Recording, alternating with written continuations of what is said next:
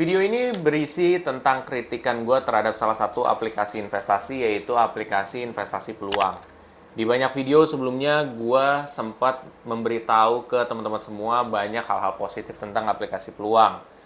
Setiap aplikasi itu pasti punya plus dan minus sendiri. Ya, pasti punya kurangan. Beberapa waktu lalu gue juga sempat kritik salah satu aplikasi favorit gue juga.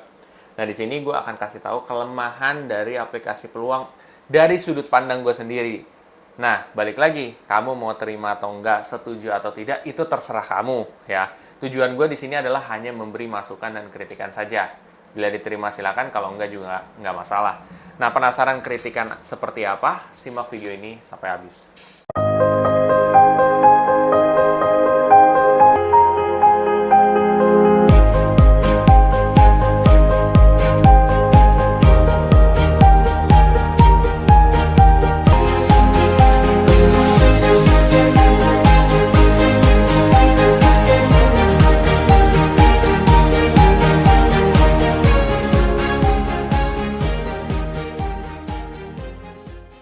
Sebelum masuk lebih dalam, gue akan coba disclaimer dulu. Satu, keputusan investasi ada di diri kita masing-masing. Dua, investasi itu ada resiko. Salah satu resikonya adalah penurunan. Ketiga, gue tidak pernah mengadakan titip dana sama sekali. Keempat, gue tidak ingin menjelekkan satu aplikasi investasi atau mendiskreditkan salah satu aplikasi investasi. Tujuan gue di sini adalah memberikan kritikan dan juga saran dan masukan dan juga solusi. Ya, oke. Jadi, sekarang kita masuk. Aplikasi peluang. Aplikasi peluang ini merupakan salah satu aplikasi investasi yang menurut gue adalah terbaik. Menurut gue, this is my true opinion. Ya, ini adalah opini asli gue. Ini gue tidak dibayar sama pihak aplikasi. Nah, menurut gue ini adalah salah satu aplikasi yang terbaik juga. Ya, apalagi kalau lo lihat sekarang updatean terbaru, tampilan dari peluang sendiri itu udah makin keren banget. Udah makin simple, keren, modern. Pokoknya menurut gue aplikasi dengan tampilan seperti ini adalah aplikasi terbaik untuk investasi. To be honest, ini jujur. Terserah. Ini dari segi positif dulu ya. Tampilannya bagus, user friendly. Jadi ini udah bagus. Tetapi ada kelemahan, guys, ya. Dari sudut pandang gue, ada kritikan juga. Ingat, setiap aplikasi investasi pasti dia punya minus juga. Cuman pertanyaan lo tahu apa enggak, atau lo sadar atau enggak. Menurut gue minusnya itu tidak terlalu yang gimana-gimana sih. Tetapi kalaupun dibiarkan, ini pun akan memberikan hasil yang tidak maksimal menurut gue ya pada user yang akan datang gitu atau yang akan mendownload aplikasi tersebut. Ya, ini menurut gue, yaitu dari kode referral. Kode referral. Jadi kode referral peluang dulu dia itu kalau misalkan kita top up 1 juta, kalau misalkan kita bagi kode referral dan si orang yang penerima kode referral itu dia top up 1 juta, ya. Terus dari pihak penerima kode referral tersebut akan punya kesempatan untuk mendapatkan 1 juta dari 15.000 sampai 1 juta, begitu pula si pembagi kode referral. Itu pertama, ya, simple. Lalu beberapa waktu lalu itu peraturan tersebut dirubah. Jadi kita harus mengkeep ya 1 juta tersebut selama 45 hari. Nah, ini di sini titik persoalan yang menurut gua krusial. Nah, di sini 45 hari itu adalah waktu yang cukup lama dalam berinvestasi juga, dan gua ngerti kalau investasi orang yang serius itu pasti lebih dari 45 hari. Tetapi case-nya di sini adalah menurut gue jangan dilakuin. Kenapa? Ayo. Jadi gini, kritikan gue adalah ya jangan dilakuin karena akan kode referral yang diterima itu akan lebih sedikit gitu loh. Tentu akan lebih beneficial buat orang yang perusahaan ini atau aplikasi investasi ini karena dia tidak perlu harus ngeluarin duit banyak untuk ya ngasih duit si pengguna nih, entah misalkan dia menyebar kode referral ataupun mendapatkan kode referral, karena persyaratannya sedikit lebih diribetin dibandingkan sebelumnya karena harus nge-keep 45 hari. Di satu sisi itu akan ada pengiritan cost, tapi di satu sisi lain akan ada dampaknya juga. Akan ada dampaknya seperti di mana penerimaan dari kode referral atau misalkan user baru masuk karena kode referral itu tidak akan sebanyak seperti sebelumnya. Nah, kalau gue nggak tahu data aslinya seperti apa, kalian bisa, mungkin orang yang dari aplikasi Peluang sendiri bisa mengkonfirmasi omongan gue benar atau tidak. Kalaupun tidak benar ya sudah. Ini kan cuman dari asumsi gue sendiri. Nah, nanti gue akan kasih tahu nih, asumsi gue dapat dari mana. Karena kode referral itu salah satu yang terbesar biasanya gitu ya, dapat user baru tuh banyak kan dari kode referral. Kenapa gue bisa tahu itu? Karena gue dulu pernah kerja di salah satu platform aplikasi investasi. Ya, gue pernah kerja sama dan gue pernah kerja juga selama setahunan. Dimana di situ gue melihat bahwa aplikasi tersebut itu salah satu user dapat banyak itu adalah dari kode referral.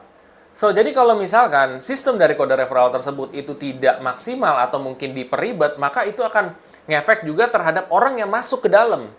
Ya, ini pernah kejadian pada salah satu aplikasi investasi juga, ya favorit gue juga. Di sini dia dulu kode referralnya itu dia dapat cashback reksadana sebesar 25.000 apabila orang tersebut invest di robo-advisor, ya menggunakan robo-advisor dengan top up minimum 100.000.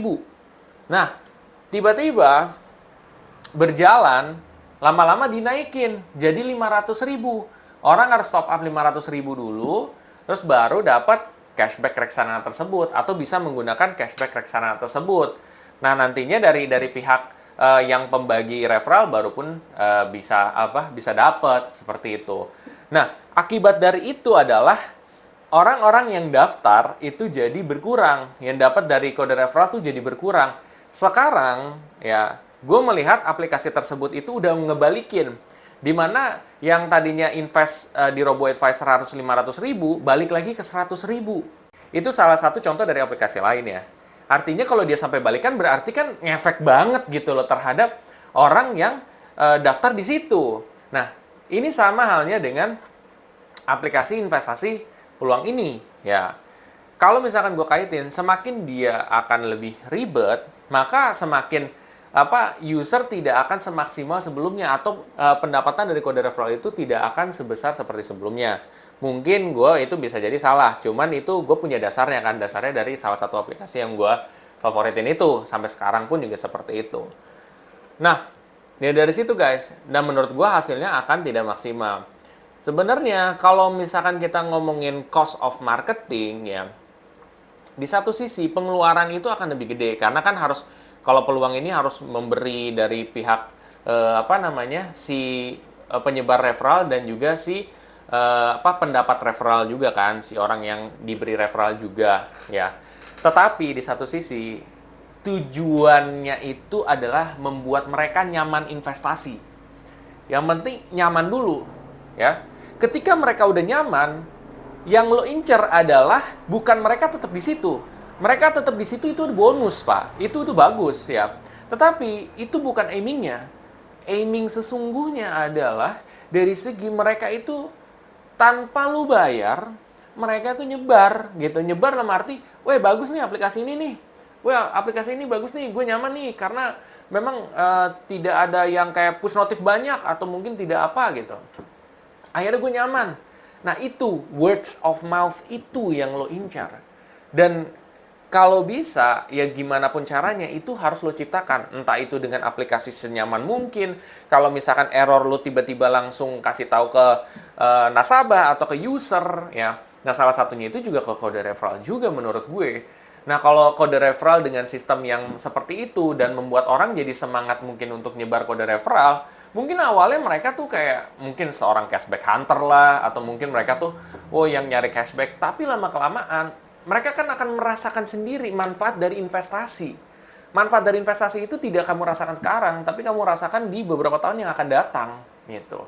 Nah ketika mereka udah nyaman, mereka akan stay di situ. Jadi tujuan mereka itu bukan untuk yang cashback dan lain sebagainya. Tapi menurut gua, dengan sistem cashback yang dulu, itu lebih menolong sebenarnya. Lebih misalkan lebih menguntungkan dari pihak si penyebar referral dan juga penerima referral. Tetapi apakah menguntungkan buat perusahaan? Kalau kita pikir secara pendek, tidak, karena dia akan keluar ya untuk ngebayar si penyebar referral dan juga si penerima referral. Tetapi itu akan menimbulkan words of mouth yang mana si perusahaan ini tidak perlu menggelontorkan terlalu banyak lebih dana gitu loh untuk ini aplikasi ini bagus karena mereka-mereka ini ya yang merasa nyaman akan nyebarin sendiri dari omongan ke omongan. Yang lama-kelamaan kalau kita pikirin cost of marketingnya jadi kecil gitu, nggak perlu jadi gede gitu. Karena dari hal simple seperti itu. Kelihatannya kecil, tapi kalau lu emang mau berubah gede, itu bisa dengan cara seperti itu. Itu adalah masukan gua terhadap aplikasi peluang juga. Ya, balik lagi, gue bilang, tadi positifnya ada, negatifnya juga ada. Cara improve-nya itu seperti apa, solusi dari gua seperti apa, solusi dari gua adalah balikin aja ke kode referral yang sebelumnya. Toh misalkan kode referral dengan top up minimum 1 juta, itu pun nggak banyak orang yang bisa gitu. Mungkin masih banyak orang yang bisa. Tapi lu bayangin aja nih, satu dia pakai ada nih investasi reksadana menggunakan robo advisor, top up-nya itu minimum 1 juta, itu aja ya nggak semua orang bisa seperti itu, apalagi yang 1 juta gitu. Yang 1 juta pasti lebih sulit lagi gitu untuk orang top up seperti itu gitu. Jadi itu pun juga sebenarnya dari segi cost nggak akan segede si pihak ini nih, yang mana dia harus memberikan kode referral ketika misalkan orang top up minimum 100.000 menggunakan ya kode referral orang tersebut lah gitu. Jadi at the end of the day menurut gua itu harus berpikir luas lagi sih gitu. Ketika kita melakukan sebuah strategi kita melihat lebih luas lagi, dan kalau dari user sendiri kan ya gua ya kalau itu akan lebih diuntungkan, ya tentu akan lebih diuntungkan gitu, karena salah satu pendapatan dari seorang user ya atau ini adalah dari kode referral. Walaupun tujuan investasi itu bukan dari kode referral, kita tahu, gue pun tahu seperti itu. Tetapi itu akan membantu dan memotivasi orang untuk lebih giat berinvestasi. Ya, misalkan dalam investasi mereka mau rutin, tapi mereka, oh gue nggak bisa nih rutin kayak gini terus, misalkan 500.000 per bulan. Tapi dengan ada kode referral, misalkan mereka cuma mampu 300.000 dan ternyata dari kode referral mereka bisa dapat 200.000, ya kan mereka akhirnya jadi bisa rutin.